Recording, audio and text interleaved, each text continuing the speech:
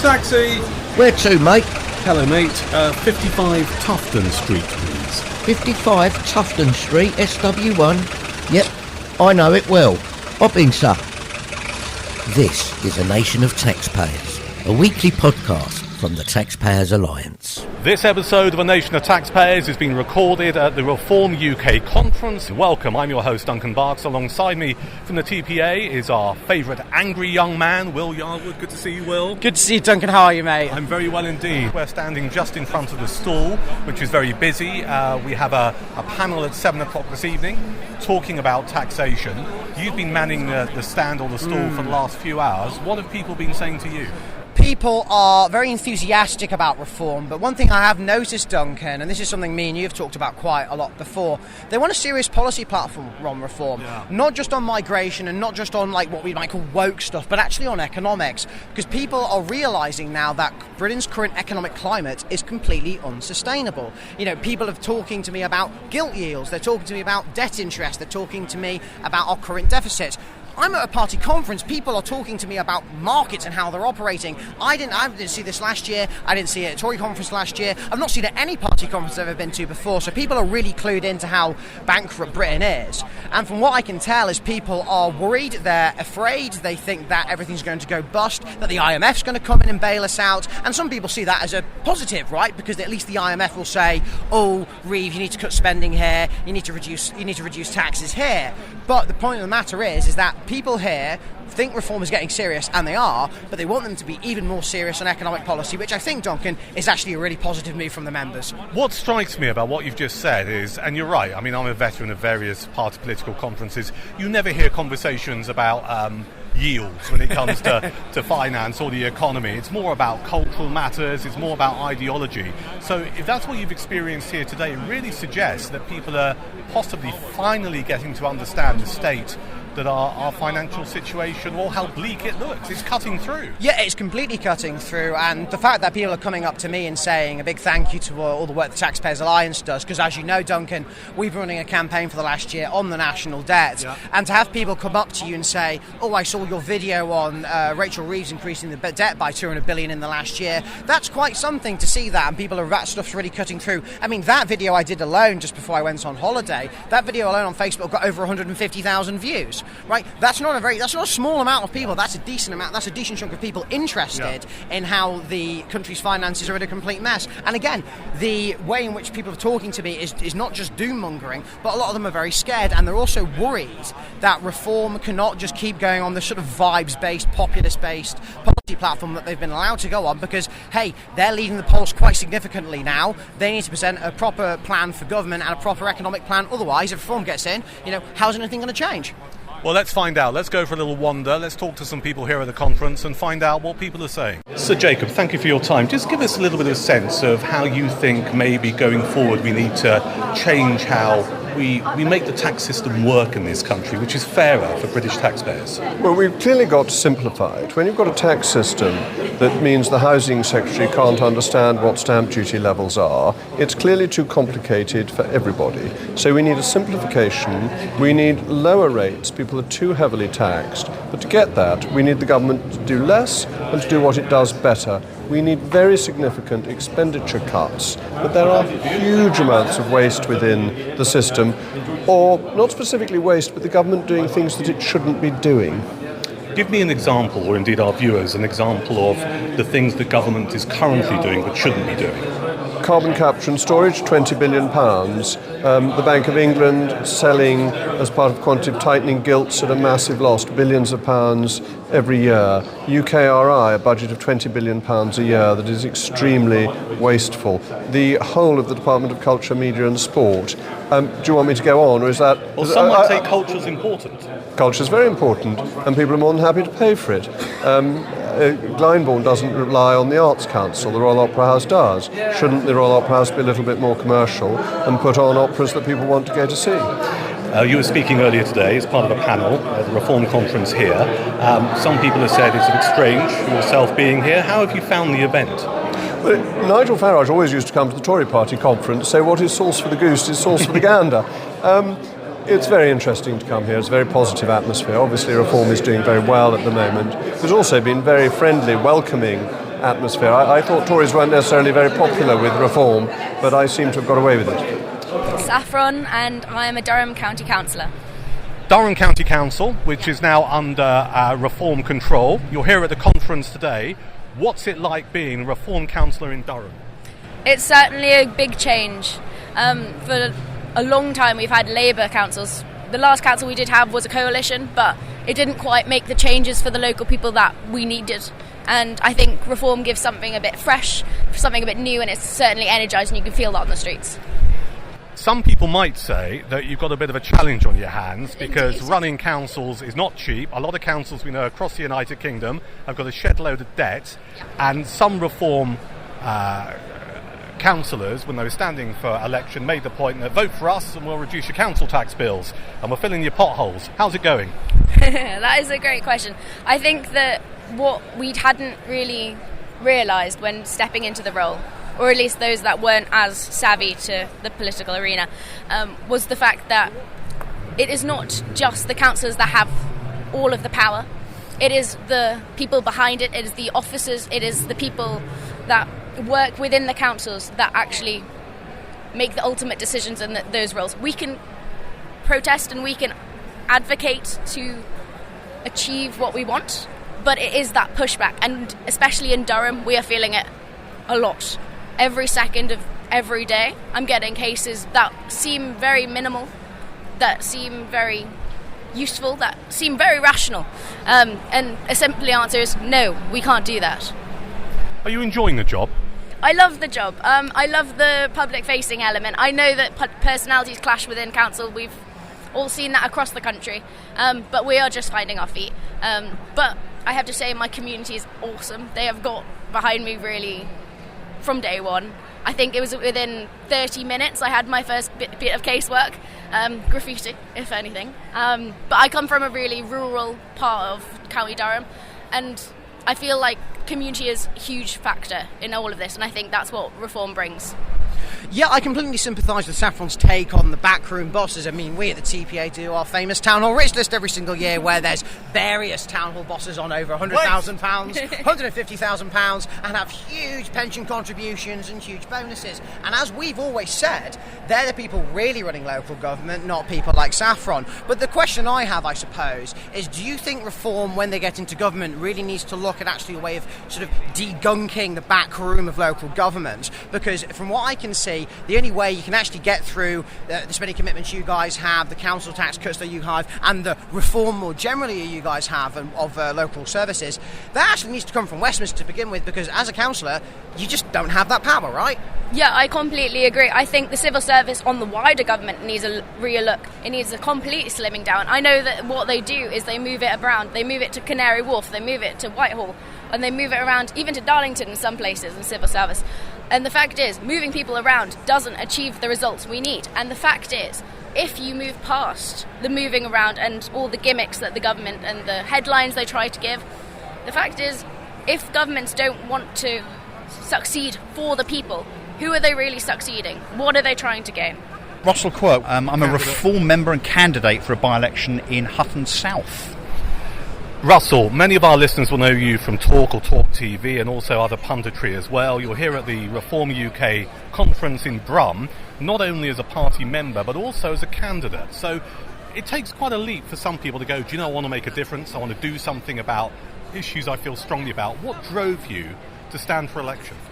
And I guess a bit of risk and a bit of sacrifice, to be honest. I don't know how this plays out if I am elected as a councillor in Brentwood where my broadcasting endeavours are concerned. But to be honest, there comes a time, and I think we're at that time, where you have to stand up and put up. So I was a councillor in Brentwood up until 2015, and then I retired as such, although obviously I was far too young. And that was a Conservative council? I was a Tory, yes, although in the last year I wasn't, because I resigned the whip in disgust at the direction of the Conservative Party at that time, both locally and nationally. We formed an independent party and took control of the council. But anyway, that's a story perhaps for another podcast. So look, I've spent the last few years throwing rocks, I suppose, from the comfort of the chair at Talk, or indeed as a contributor on GB News here and there. The opportunity came up to stand not just in a local by-election, but it happens to be my ward. It's where I live. Yeah. So I was encouraged to stand up, and I believe quite strongly, actually, that if you're going to be a representative, you should do it in an area where you have some connection. Whether you were born there, you have a business there, or you live there. So I was kind of persuaded, but honestly, Duncan, it didn't really take much persuasion. I think whether it's national issues, which I think have all been very well rehearsed, they certainly have by the speakers here today at the Reform Conference, but locally, now I've looked into the state of the councils that I will be connected to. So Brentwood Council, which is Lib Dem controlled, and the joke, frankly, that is Essex County Council, which has been Conservative for 25 years. May I remind you, by the way, this is the council that just a few days ago sent out an email to their staff to say, if you are disturbed or offended by the Cross of St George or the Union flag, we understand your anxiety and maybe we can offer you support. I mean, this is not an April the 1st thing. This is true, right? So that is my local Conservative County Council. So there comes a time where you have to get off the bench. It's hard-working taxpayers will pick up the tab for that kind of support, whatever it might end up looking like.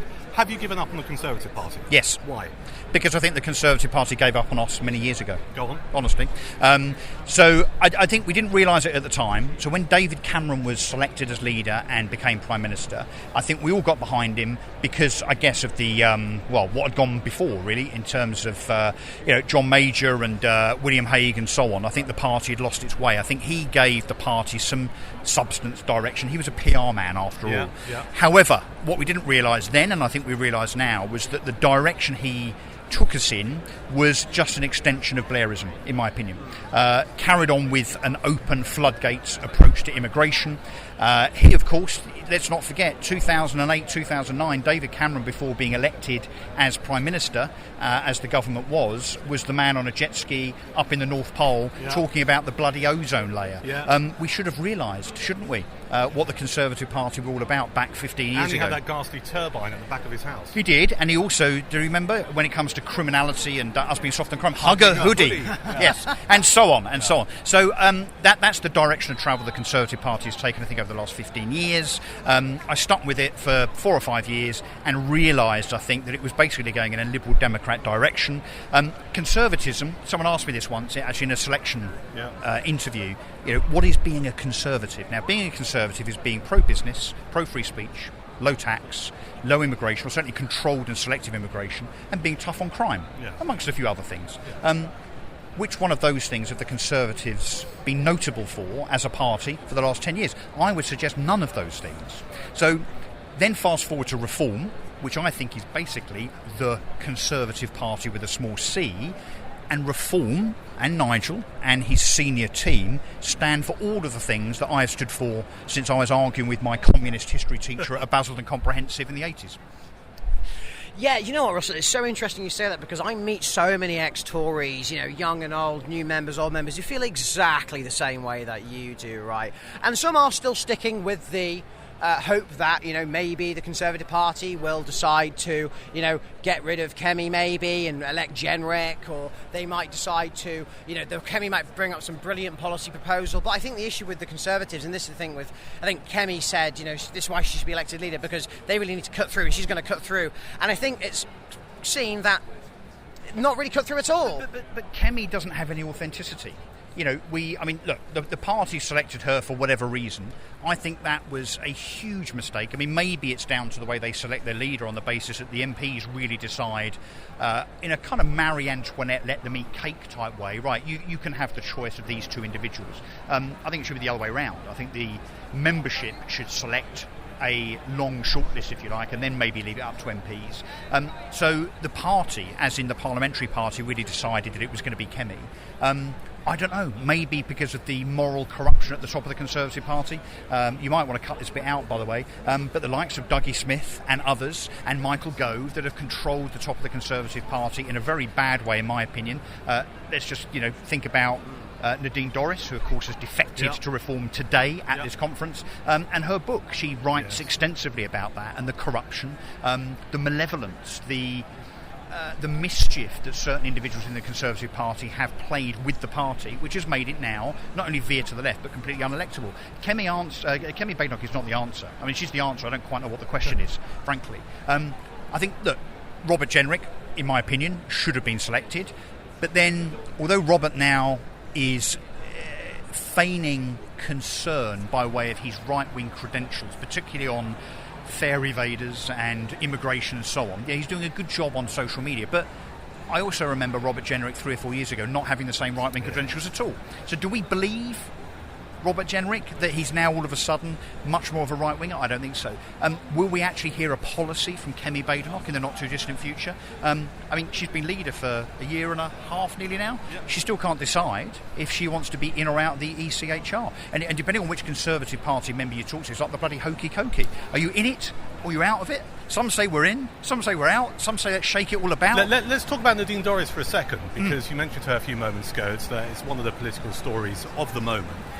She's come across to Reform UK. Is there not a danger that if you keep taking ex-Tories, some might say failed Tories, so Jake Berry being someone else, for example, various other former MPs who are coming across, Adam Holloway, that Reform just becomes like a care home for failed Conservative politicians? I think there's a danger that if we are seen to take too many left-leaning Tories, then we effectively are condoning the failures of the last Conservative government by having some of those individuals within Reform. But I'm sure that the Reform party leadership are very, very mindful of that. I actually have a lot of time for Nadine, and again, having read her books in terms of her opening up the Conservative Party on the inside like a can of sardines, frankly, I think she is very qualified to now be part of the Reform movement, as I think it is, on the basis that she tried to warn the Conservative Party that they were self-destructing, self-imploding. So look, I know we're not talking about individuals specifically here, but I think it depends who it is. Let me throw some names at you, and again, you might want to cut this lot out, but Anna Soubry, Tobias Elwood, Rory Stewart. Yes. Of course, if those individuals decide that they want to get elected again, and therefore the only way to do so is to be part of the Reform movement as it gains traction, we should say no. Russell, we should say no. They won't be anywhere near Reform because they'll be in the Lib Dems if they're going to go anywhere. Yes. Now listen, the final question. When's your election? October the 2nd. Wishing you the best of luck for that. And thank you. As a PR man as well, what do you think the greatest challenge is for Reform UK at the moment? Complacency. Elaborate. On the basis that we have huge traction, we are doing very well. Look around us. We're in the middle of this conference, Duncan. It's absolutely buzzing. There are literally thousands of people here. We are in the midst of, I think, the beginning of a huge wave of defections from councillors, MPs, party donors from the Conservatives and so on. I think it's very easy to look at the Reform movement now and say, look, come on in, the water's wonderful, this is brilliant. And then for us and our electorate to think that that's job done. It is not. This movement, this traction, has to be maintained. And so I think our biggest danger is complacency. My name's Dan Jackson. I'm the chair of the Reform UK branch of Didcot and Wantage in South Oxfordshire. Dan, have you always been interested in politics? Yes. I think I turned 18. My first vote was David Cameron in the Conservative Party, and since then I've always been keenly interested in politics, yes. Yeah, but here you are at the Reform conference. Presumably you are no longer a Conservative. No. I think the last general election, my intention was to spoil the ballot, like none of the above. And then I met Steve, who was the GE candidate for Reform, and actually saw Reform UK stood for a lot of what I would consider traditional Conservative values that traditionally attracted me to the Conservative Party that I don't feel they represented anymore. What do you make of the rise of Reform in the polls? Various polls have the party well over 30%. Why is that, do you think? I think the current Labour government aren't doing themselves any favours. They seem to be scoring own goals every single day.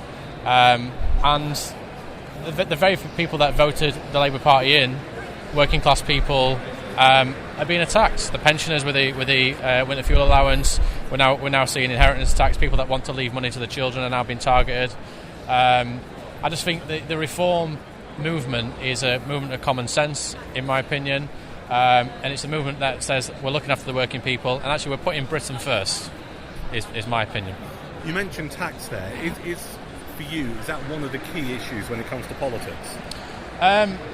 Yes, I would. Well, it's one of the many issues. I say if we look at what Rachel Rees is considering doing today, everybody's waiting with bated breath for the budget when that comes shortly.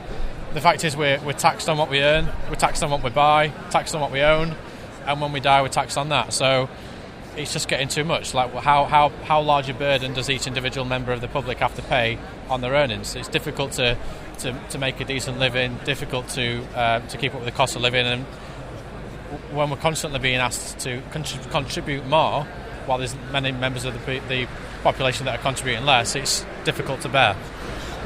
We're talking on the Friday afternoon. Last night an announcement was made about Nadine Dorries, the former Conservative minister, who's no longer Conservative but is joining Reform. What's your view on that? I've just seen her speak. Actually, she spoke just after Nigel at the conference. I mean, it's great to see that, like myself, there are Conservative members that are that share Conservative values, that are actually seeing that the Conservative Party no longer represents me. It's actually moved away from me, and Reform is what I consider Conservative values. I believe that we do need people with experience in the party, and the defection that's just happened is an example of us gaining experience. I think that we also need to be cautious of not attracting the entire Tory party. There's a reason why the Tory party is dying, and we don't want to attract that in there. So any Conservatives that are considering defecting, I would suspect the party will vet them and decide whether they're right for the party first. It's Keith Johnson, Cornwall. Keith, you're here at the Reform conference. Cornwall's quite a way away, bit of a schlep. Why have you made the pilgrimage to the Birmingham NEC? Well, to support the party leader and to listen to what he's got to say, and to hopefully change the country's views, so push forward. What kind of views do you think need to change? Everything. Business is probably one of the main considerations. The economy's on its knees, and Labour have turned around and saying they're introducing all growth policies, but all we're seeing is anti-growth policies. So it's going to push the country further down and down and down into a death spiral, and we're just going to end up with no money to do anything soon. So business and the economy are the issues that really matter to you. We've not heard a great deal of detail yet from Reform about what their policies might be. Fair to say we're nowhere near a general election just yet. But what kind of things would you like to hear Reform say? Well, growth policies, basically, for business. Changing, taxation for businesses. When you've got the personal allowance that they've said they're going to change, so it'll make it more attractive for people to go out and work, and the tax thresholds. So capital gains tax is another one. So everything that the previous two administrations have done is all about raising taxes and not trying to grow businesses. If we grow businesses, we'll grow our way out of this recession that's probably on our doorstep. We need to be focused on growing the economy, really focused on it, and all we're getting is slogans from the Labour Party, which really is doing nothing about it at all, except for hiking more taxes on businesses, entrepreneurs, and I can only see it going one way. And let's just get your thoughts about government spending and borrowing. One of the things that the Taxpayers Alliance frequently points out to people, and they're shocked when they hear it, we pay £105 billion a year in interest alone to service our national debt. So do you think Reform have got the answers when it comes to slashing public spending? Yeah, I think it's going to be hard. We're almost, I think, at the point of no return. But we've got to encourage businesses. I look at my own council, which I'm on, Cornwall Council, and we're £1.4 billion in debt, and it's £147,000 a day interest. So public services are all suffering, and it's no different from the government. If you look at the government debt, what's it, 2-3 trillion in debt now? The interest that we're spending is similar. You can imagine that money, instead of going on interest, if it was spent in services for people, for British people, then we wouldn't be in the trouble we're in. But I can't see any government is going to get out of it with a quick fix. It's going to be a gradual thing. So, but Margaret Thatcher was in the same situation in the 70s, and she turned it around. My name is Councillor Stephen Thompson, and up until last week I was leader of the Conservative group on Preston City Council. But I've now joined Reform, and I'm very happy in Reform, so it's a great party. What made you switch? Well, basically, obviously the number one issue is immigration, but there are so many issues that need dealing with, and it appears that the Conservatives didn't deal with issues that need dealing with, and the Labour aren't going to. So basically the political system needs a reset, and I can only see the Reform Party doing that reset. We need less taxes, we need to sort out the immigration, the NHS is struggling, we need to do things with that. So there's lots of things going on, and I can only trust the Reform Party to do it. I think the other parties are just not in the picture at all. I'm really excited because the party, I've only been in it a week, and the party is very exciting, very dynamic, and I certainly look forward to a future with Reform. Do you think the Conservative Party has a future? No, I think the Conservative Party, and I can't believe I'm saying this because I've been a member since 2006, I think, or I was. But no, it's just dying on its feet. It's just it's hemorrhaging members, and it doesn't have a capability nationally at all. There may well be pockets, but they'll end up just like the Liberals, I think, just a minority party. You mentioned immigration earlier, which I get the sense is one of your key issues. Some of the people I've spoken to at the conference over the last couple of days are saying one of the things they want to hear more about from Reform is what their economic policies might be. Yes. We've not heard any detail yet. Do you have faith that Reform UK can get the economy back on track? Yeah, absolutely. I mean, everybody that I speak to in Reform, they seem to be professionally orientated. They've got professions. They're quite experienced people in other fields other than politics. So I'm sure they can get things back on track. And I mean, they just can't do any worse than what's happening at the moment. It's a complete disaster with this Labour government. Stephen, you're at the Reform conference today. Tell us why you're here. Well, because I want a good future. I want to be able to afford a house when I'm older. I want to be able to get married. I want to be able to have kids. At the moment, we just cannot do that anymore, young people, and that's why I'm here, because I want a good future. That's interesting, but do you not worry about the fact that Reform hasn't really proposed any policies on house building yet? There's not been a single conversation about house building at any party conference that Reform's held, or any conference they've held in Westminster. And also the point about the matter, you want a good future. Well, if Britain goes bankrupt, none of us are going to have a future, never mind young lads like us. Do you think that Reform needs to get more serious, for example, on spending? So our national debt is over £2.7 trillion, our debt interest payments are over £100 billion a year, and I know Nigel's talked a lot about debt interest and debt in the past, but I think Reform needs a pretty solid and coherent economic plan to actually push these things through, and indeed, from your view, maybe a solid plan on house building, which they haven't got yet.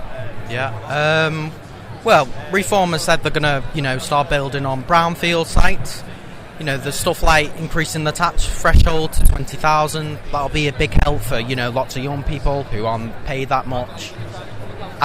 I don't think we're going to get anything different from Conservatives or Labour, so that's why I'm here. And without sounding too patronising, compared to me, who's a very old man, you're a young guy. How old are you? 17. 17. And, some people might go, blimey, you're 17. What are you doing at a political conference? Why are you at a party conference? So why are you here? What made you think, I'm going to come to the NEC in Birmingham? Because I love this country and I want to have a good future.